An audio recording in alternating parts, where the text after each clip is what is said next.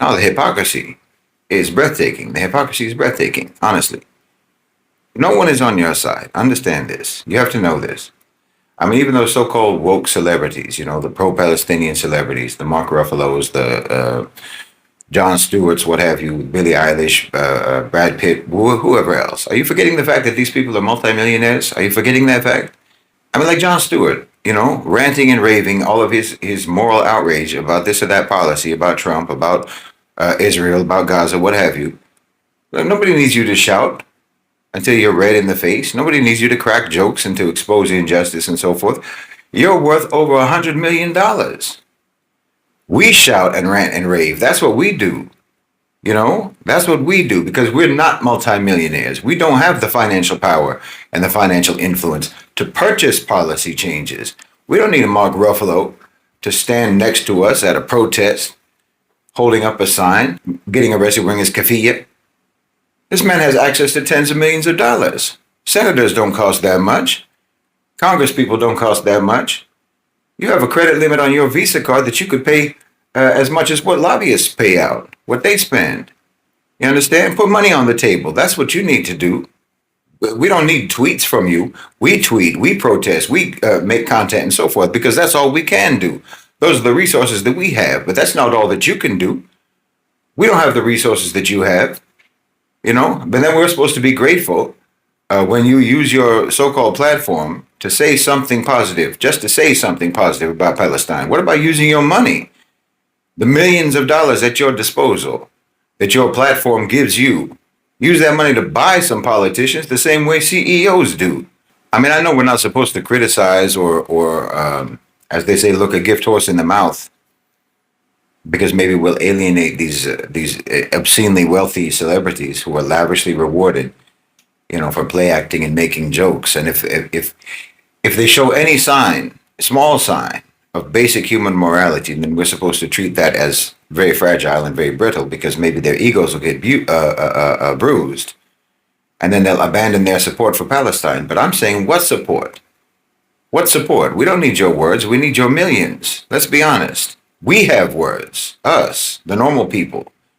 That's what we use. That's what we have, so that's what we use. But you're a multimillionaire. And all you do is say some words like us. So how is that support? That's already withholding support. Be real. That's withholding support. No, I don't think you understand how ugly your society is, really. You don't understand it because you are the propagandized. You're not the propagandists. You're the ones who are indoctrinated. You're the ones who are hypnotized. You're not the hypnotists. You're the one that the trick is being pulled on. You're not the one that's pulling off the tricks. You're the one that the joke is on. You're not the ones who are laughing. So you don't really understand. You're living in a hallucination. Even the ones that you think are on your side are actually from among the same people who are pumping you full of hallucinogens so that you never understand what's going on. You think these people are your allies. But imagine if you're in a fight and your friend doesn't jump in and start swinging, even though they're MMA fighters, they just hang back and tell the crowd, that's my best friend in there. Well, that's not your friend, that's not your ally, and that's not support. If you took together like the top 10 so-called, woke or pro-Palestinian celebrities, you could have a combined pool of money over $1 billion. Over $1 billion. I mean, Mr. Pro-Palestine himself, Roger Waters, has a net worth of around $300 million. Are you telling me that these millionaires, these show business millionaires, can't think of a way to use their wealth and their influence to influence policy the way that every other millionaire in America can figure out? Everyone else knows how to do that. No, nobody is on your side, and it's horrendous. You see, you've been fed a narrative about morality, about virtue, about values, and many of you believe it. Many of you believe that narrative. And you actually do prize those values, but you'll never see them actualized in your society, never. You'll only see them talked about. You'll see them given lip service, and you'll be gaslighted on the basis of the values that they fed you. That's how it works. That's all. That's what they're for. They're narrative devices of social control. Your heroes are on the villain's side, I hate to tell you, and they're playing you for fools. And the values that you have been taught were only taught to you so that they could fool you with them. It's like if you teach your kids to trust only those adults who wear a certain badge or a certain uniform or what have you. And then the predators start to wear those badges and those uniforms. For them, the moral talk is just like teaching you code words. Teaching your child a code word, for example. Whoever says this, you can trust them. So now the enemy has an easy way to win your trust. Just use the code word. See, that's what indoctrination is. It means that you have been made to believe in a version of the world that's not real. Because if it was real, then you wouldn't have to be indoctrinated. If it was real, then the propaganda wouldn't be necessary. And that means that the reality that's being hidden from you is something that you would not accept if you knew it. It means that things are going on that are not in your interests, but are in the interests of the people who are spreading the narrative, who control the narrative that you are fed about reality. Do you understand? It means that by definition, things are wildly different than you think in the world that you live in. And I've talked about this many, many times. Some people are triggered by what I say and they accuse me of hating the West. They accuse me of being divisive or what have you. But look, if the truth is hateful to you, or if you think that someone telling you the truth hates you because they're telling you the truth, why do you think that the one who's been lying to you loves you? The fact of the matter is that the West, the collective West, Western Europe and America, have an absolutely grotesque history. And it doesn't matter what level of society you're even talking about, or what aspect of the so-called civilization that you're talking about. I mean, don't get mad at me for what I'm saying. Get mad about having been lied to about it. That's what you should get mad about. I mean, do you know when the Europeans came to the Muslim world during the Crusades? SubhanAllah, they had literally in their lives never met people before who actually were even hygienic, who even washed every day, who bathed regularly, who washed their hands before they ate, who brushed their teeth, who had basic sanitation systems in their societies, in their cities. That was the first time they encountered civilized people. And you know what those Christian crusaders did? Those holy warriors of Christendom? They straight up ate people, boiled human beings. Muslims in pots. They roasted children on spits. That's what they did. And we know that there are numerous incidents of African slaves being cannibalized on the ships, on the boats, and once they got there. And everyone knows by now how Europe practiced what they called medical cannibalism, where they would consume mummified flesh and drink blood because they thought it was good for their health. This is where you come from. They would publicly execute criminals, and then pass blood around the crowd from that criminal for the people to drink. And you don't want to hear about how filthy and how degenerate their monarchs were, their aristocracy were all across Europe. The rich and powerful, how they were infested with lice and parasites, how they defecated where they stood, how diseased and how cruel and how perverted and how syphilitic they were. Henry VIII, Ferdinand VII of Spain, Leopold of Belgium. I mean, it's a through line. It's a through line from Caligula right up to Biden, right up to Trump, right up to Macron until now. Under the powdered wigs and the fancy clothes, there was rot, opulence, and putrescence side by side throughout all of European history. And no, it's not just the aristocracy. No, it's not just the rich. Don't kid yourself. Like I said, we're talking about every level and every aspect of that society. Your doctors were going from performing autopsies to delivering babies without cleaning their instruments, without washing their hands. I mean, when it was even suggested to them that doctors maybe should, and surgeons should wash their hands and should practice basic hygiene as late as the 1840s, the people who suggested that were mocked. Well, you didn't start washing your hands until the 20th century. Do you understand me? Meanwhile, Muslim physicians had been sanitizing for 1,000 years already.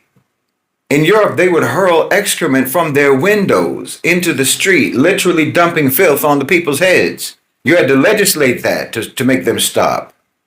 You didn't have the basic moral sense and the decency to just not do that. You literally had to be forced by law to stop doing it.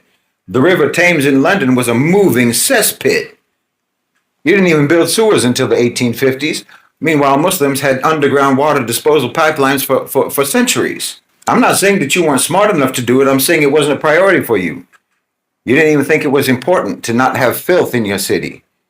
You know that in Paris, in the city of Paris, The morgue used to display bodies behind glass as a sort of a civic attraction. These people are macabre and brutal. This is a macabre and brutal people. I'm telling you, you have to understand the history here. You have to understand the history because it hasn't stopped.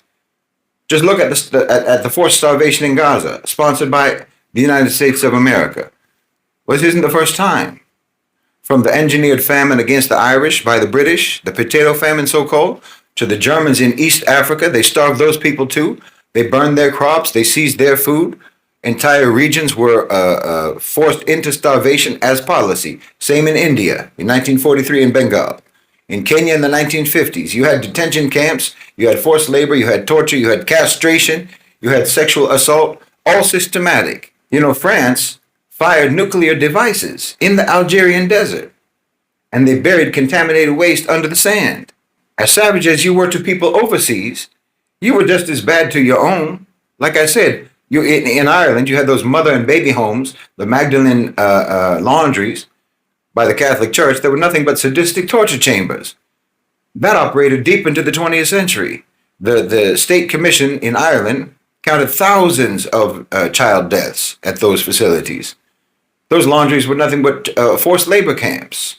Then, of course, you had the eugenics boards that sterilized tens of thousands of people under legal cover in Scandinavia for decades. In the United States, all across the West, this was going on. You had human zoos, lynchings, rape, torture, murder, mutilation, and cannibalism. See, when I talk about this, you're going to feel like I'm talking about some other society. It's going to feel like I'm talking about some other people, some other primitive, backward, savage people. That's how it will sound to you, that I can't possibly be talking about your own people, because these are all things that you accuse everyone else of being. But in fact, there is no one with a more disgraceful and more degenerate history than the one that you won't teach, because it's your own. You won't teach your own history, and that's a shame. It's a shame because people have a right to know. People need to know what they're dealing with. I mean, your own people need to know that. Your own people need to know what they're dealing with, because the society that they live in is not the society that they were told they live in. I keep telling you, Epstein was not one bad apple. Diddy wasn't. Trump isn't. The truth is that whole barrel is spoiled. The whole barrel is rotten. So what chance does a good apple have in that rotten barrel? Even if you are still insisting to call the continuous record of uninterrupted wrongdoing, uninterrupted sickness, evil, and cruelty, even if you insist on calling that an alarming number of isolated incidents that just keep happening again and again and again at the systemic level, at the institutional level, at the collective level, at the societal level, at the community level, and at the individual level, over and over and over again, without pause, without fail. I'm asking, where is there any evidence of good apples in that rotten barrel? This is a lot that you have to wrap your heads around. I understand that. And it's really just the first level of understanding. It's really just the first level of recognition. The first level is recognizing that, yes, we are not talking about isolated incidents. We are not talking about a few bad apples. We are talking about a so-called civilization that has always been primitive, that has always been brutal, that has always been twisted, and that never changed, that never evolved. And that's why they don't teach you about their history honestly. That's why they have to propagandize you and miseducate you, and why they have to pretend to be shocked. They have to pretend to be shocked by the Diddys and the Epsteins and so forth. Why they pretend to be appalled, precisely to cover up how actually standard this behavior is and always has been in that society. Everything that Diddy was doing is being done right now. Everything that Epstein was doing is being done right now. Good Lord, even what Hitler was doing is being done right now. Even what Leopold did is going on right now. Like I said, it's just a code they use, a hypnotic suggestion, when they tell you that there were a few bad apples. When they tell you it's a few bad apples, then you will assume that the rest of the barrel is good, but it's not good. It's diseased. That's just the first level of realization. That's the first level of recognition that you have to come around to. A lot of Westerners will get so triggered and so defensive about this that they won't even be able to accept this layer of reality, much less the next layer of reality, because the next layer is even harder to reconcile yourself with if you're a Westerner. The next layer is realizing that there is no escaping the consequences of your history, and realizing that those consequences are, in fact, being imposed upon you right now, especially in America, but in Europe too. I mean, look at Europe. It's falling apart. Europe is falling apart. They're going extinct, and even their own natural extinction isn't fast enough for them. They're rushing towards war and conflict on the continent. Macron just told hospitals in France that they need to be ready for a European war by next year. War with Russia. They're tearing their own societies apart. They're impoverishing themselves. They're enslaving themselves. They're deindustrializing themselves. They're being asset stripped. Exactly what they did to the people that they colonized. Europe is tumbling into the abyss of their own making. But America, the imperial heir of Europe, the neoliberal economic firing squad of corporate power, they used to spray their bullets like a mass shooter all across the global south, all across the Muslim world, all across Africa, all across so-called Latin America. Well, America is descending into madness. You're descending into madness because you're cursed. That's why I've said you cannot properly analyze geopolitics. You cannot properly analyze geopolitics if you exclude the reality of divine justice. You cannot exclude God from your assessments. You can't exclude Allah subhanahu wa ta'ala from your forecasts. And you cannot be as unjust, as brutal, as degenerate, as wicked as America has been, and actually think that the consequences are not going to be severe. You understand? The suffering of whole continents at your hands is going to ricochet back onto America. I said you're cursed. You know it and I know it. That's the truth. We both know this. Because you can't have any sort of religious sense, any religious sense of justice, and not know that. Even if you call yourself a Christian, if you call yourself believing in God in any way whatsoever, you cannot pretend that you don't know that America is cursed, and it has been cursed ever since you all landed over there in the first place and started massacring the indigenous people and stealing their land. What your Zionist brigades are doing to the Palestinians right now is just a fraction of what you did to the Native Americans. What Hitler did was a fraction of what you did, in fact. And you really think that you were going to be able to escape the consequences of that? Of course not. Obviously not. Why do you even think for a minute that you could escape the consequences of decimating millions upon millions of people? To think that you would get away with that, wallahi, to even think that you could get away with that, to even think that you would never be held accountable for that is blasphemy. It's blasphemous for you to think that you could get away scot-free. Especially when you have never even done anything ever since then, except to compound the wrongdoing and to add to your record of crimes. You understand me? You have done nothing to atone. You haven't done anything to atone for what you have done. You and I both know that. Genocide, chattel slavery, rape, torture, lynching, murder, dehumanization, discrimination, segregation, exploitation, subjugation, war all around the world. Why, what sort of a God do you worship that would turn a blind eye to all of that? What kind of a God did you have in mind when you say God bless America? Because I know you're not talking about the God. I know you're not talking about the creator of the universe. Bless America for what? Bless America for what? If you did what you did and then say God bless America, that's just another blasphemy. Well, you're taking the Lord's name in vain when you say God bless America. That's the truth. You can't invoke God to bless what he has prohibited. You can't invoke God to bless what he punishes, to bless what causes his wrath. You have been worshiping someone else entirely, something else entirely. You have taken a whole other being as your God. If you actually think that your actions merit any sort of blessing, no one would bless what you have done as a nation except Iblis. No one would approve of what you have done except for the devil himself. That's why I told you that. And why you need to know. You need to understand this about your society. The West has been worshiping the jinn. They've been worshiping the shayateen ever since prehistory, like I said. And that formed the whole character, the whole ethos of their so-called civilization. You can't properly understand the West if you don't understand that. Honestly, you can't be dismissive about that. And like I said last time, this is in fact exactly why they are almost the only people in the whole world who pretend that the devil doesn't exist. They're almost the only people. They're the only people. The people in the Muslim world, the people in Africa, the people in Latin America, the people in Asia. Everyone knows this is real.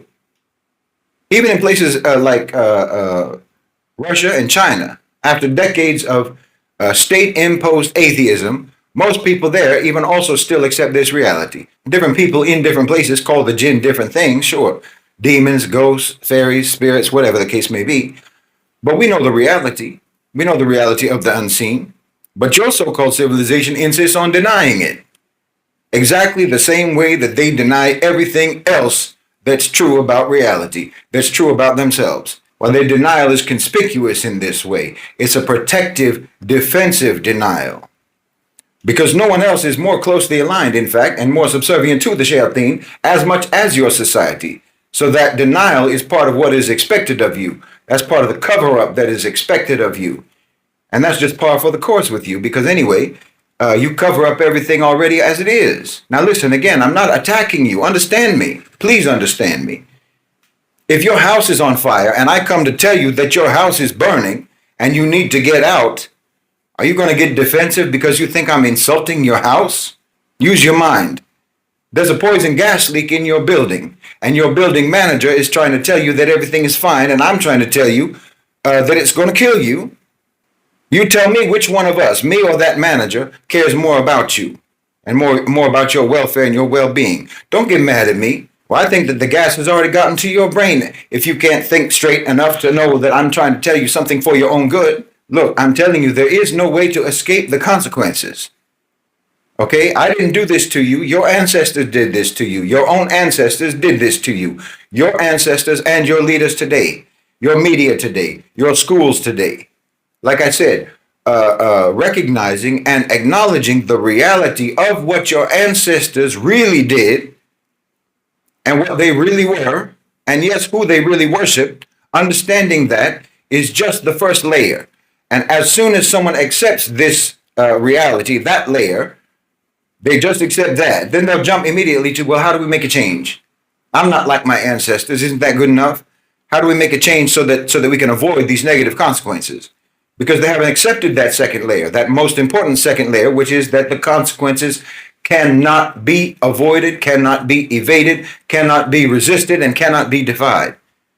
The punishment is already underway in America. And like I said, at least one element of that punishment is madness. The society is being driven into madness, just like the syphilitic monarchs of your history. I don't even mean this metaphorically. No, I'm talking quite literally. The society is going insane. I mean, look at any old film clip. I don't mean old Hollywood movies. I don't mean that. I mean, like, look at old interviews, old footage of people talking like in, say, the early 1900s, for example. Listen to them. Listen to how they talk. Listen to the clarity and listen to the sobriety of their voices and their facial expressions. Now open TikTok. Open Instagram. Well, if you took someone from 2025 and you send them back to 1925, no matter what they were talking about, everyone would think that they are drunk. Everyone would think that these were mad people, unhinged, unstable, volatile, wild people. Even 50 years ago, they would have that impression. Do you know that according to the previous mental health standards, at least half of the American public today, at least half would be diagnosed as mentally having a mental illness or psychological disorder. I mean, even according to the modern standards, it's not far from that. Roughly a quarter of all Americans have been diagnosed with some sort of a psychological or mental disorder, and about half of all young people. And I'm telling you, this is the toll of your history. That's what this is. This is the devil taking his due. Don't you know your own folklore? Don't you know about the devil taking payment in the form of your progeny? Those stories don't come out of nowhere. It's the story of your so-called civilization. Your ancestors sold you out for the sake of pomp and splendor in their day. They sold you out so they could sip their mint julep tea on the veranda of some great plantation house in the American South, while human beings were being whipped and being raped and being treated like animals. They sold you out so that they could have their steal their land and have their homesteads and their farms and their ranches soaked in the blood of Native Americans. They sold you out so that they could have the minerals and the oil and the gas and the gold and the diamonds from all around the world, from all around the global South, when colonized people were the ones digging those resources out of the earth for them, and then they themselves got buried in those same holes. That was the bargain. That was the deal that your ancestors made. You know, everyone thinks or everyone says that America was built on stolen land by stolen labor. Yes, but I'm telling you that there's no such thing as stolen land. There's no such thing as stolen labor. There's only borrowed land. There's borrowed labor, and eventually you're going to have to pay for it. And your payment is coming due. There's no fix. Because when you think about trying to fix things, what you really mean is trying to figure out how to put off the inevitable consequences, and that's not going to happen. You can forget about that. You can't vote your way out. You can't policy your way out. You can't march or protest your way out. You can't virtue signal your way out. You can't even reparations your way out. The bill is due, and payment will be taken one way or another. And as I say, payment is already being taken right now. I'm telling you, the fate of America is sealed. And it was sealed over 400 years ago. You're just now reaching the end of that contract. You know, I said some time ago that Trump was actually hated in America and Europe during his first administration. Everyone knows. But he was actually popular in the global South. Around the rest of the world, people liked Trump. Arabs liked him, Asians, Africans, South Americans generally. Generally speaking, he was actually popular with the countries in the global South. Even China likes him, despite the performative rivalry. And I'll tell you why. Because we all recognize that he is the embodiment of the devil's due. Trump being appointed over the United States signaled to the rest of us the end of American empire. Now, don't blame him for that. Like I said, it isn't happening because of Trump. Trump just proves that it's happening. Trump is just a big orange final notice for payment due. That's what he is. And he's overseeing the dismantling of the American-centric world order. The walls are closing around America. And the demons are descending down into those, between those walls to loot and to pillage anything and everything and anyone and everyone in that land. And I'm not saying this spitefully, and I'm not saying it hatefully, and I'm not trying to rub it in, and I'm not trying to gloat. You understand? I'm not trying to insult you. But you need to understand this was always going to happen. And they have not prepared you for it. They have lied to you about what's going on. They've lied to you about your country. They lied to you about your history. They lied to you about who they are. They lied to you about what they are. They lied to you about how they have been so that you couldn't see what was coming. You couldn't see this coming. In fact, most of you still can't see it coming, even though it's upon you already. And that's unfair. To me, I find that unfair. It's unfair to you. It's unjust to you. It's treacherous. Like I said, it's like you're in a building that has a gas leak and the manager of that building keeps telling you that everything is fine. Well, it's not fine. It's diabolical. That's a diabolical thing to do. It's a diabolical way to treat your own people. So I know there'll be people who say, okay, what can we do about it? And that's what I'm trying to tell you. There is nothing you can do about it. There is nothing you can do about it. You have to understand that what is happening is irreversible and you need to make a way for yourself. Your inheritance is a running tab across the centuries, and the collectors are not sentimental at all. They will take payment in the most precious of currencies. They'll take payment in the form of your sanity, of your family, of your future, of your children. Your society is sliding into delirium, and you can see it in their eyes. You can hear it in their voices. You can recognize it in their ranting and in their deceit. Their perpetual condition of chronic dishonesty. You can see they're losing their minds. So what do? You need to refuse the rituals that confirm you as a part of that bargain, because that's what they are. They're rituals. You're tithing to the idols of empire, and you're subscribing to the creed of empire, profit without conscience, public discourse without truth, pleasure without responsibility, loyalty without justice. You know, at Middle Nation, we talk about epistemological sovereignty. And of course, we're talking about the Muslims. We mean Muslims. But even if you are a non-Muslim, you need to extricate yourself from the language and the lexicon, ideologically, the intellectual lexicon of Western so-called civilization, from the paradigms, and from the propaganda, from the ideologies, from the bigotries, from the falsehood, from the triviality, and from the trivialization of what actually matters, the trivialization of the important, and the polarization over insignificant things. Performative morality as a smokescreen for actually operative immorality.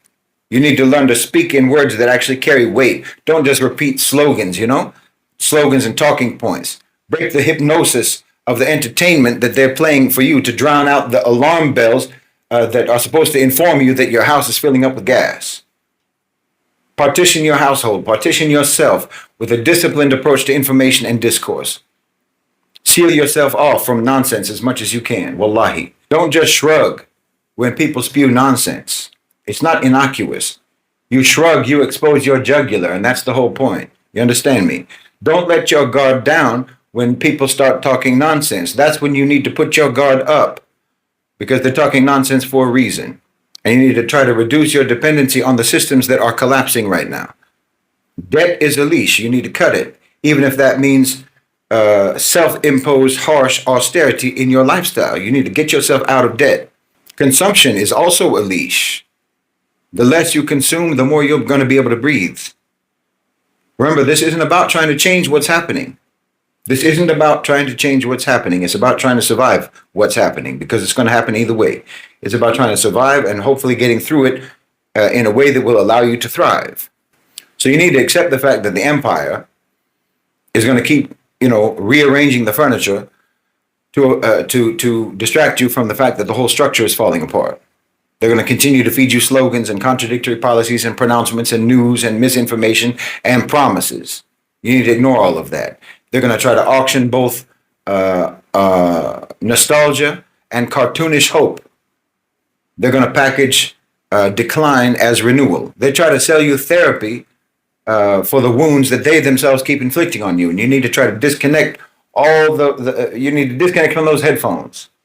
Don't be distracted and don't be preoccupied with Trump. He's just the stamp on the envelope that carries the final notice. You don't have to like him or hate him in order to read what that notice says. The message is quite simple. The American-centric world order is closing its books. It's closing out its accounts.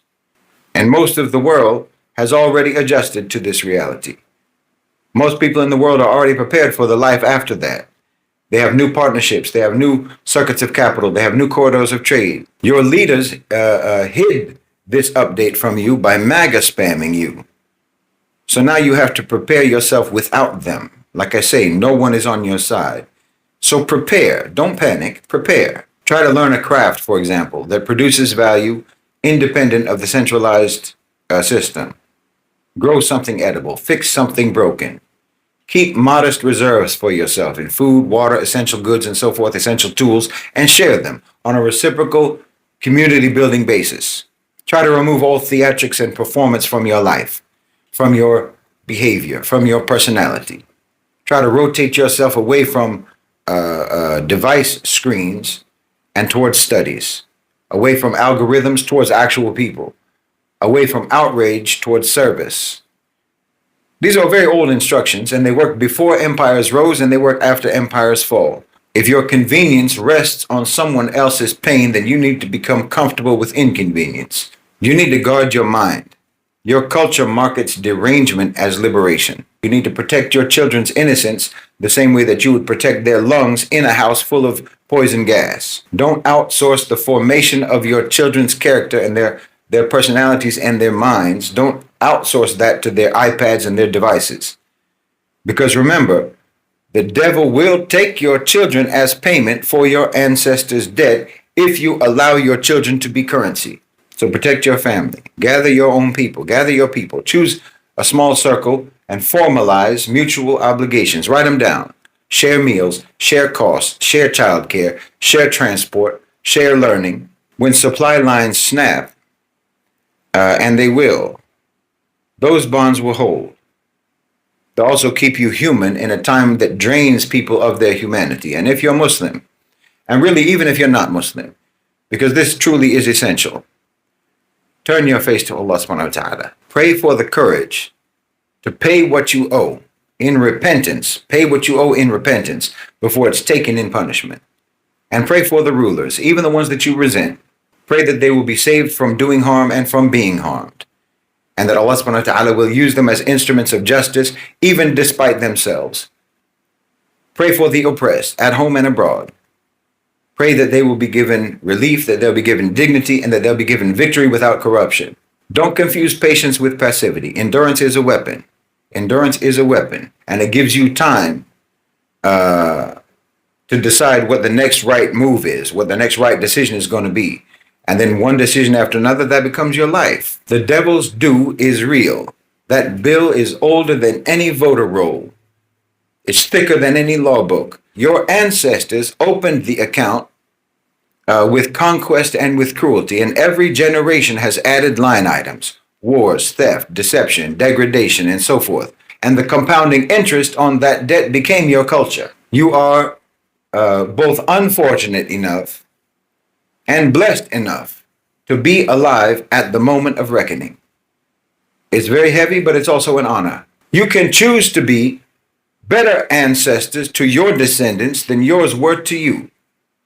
Consider that right now, you are writing the history that will be in the curriculum of your great-grandchildren. And your descendants, inshallah bi'idhnillah, can actually be grateful then for what you do now. No speeches are going to cancel the ledger.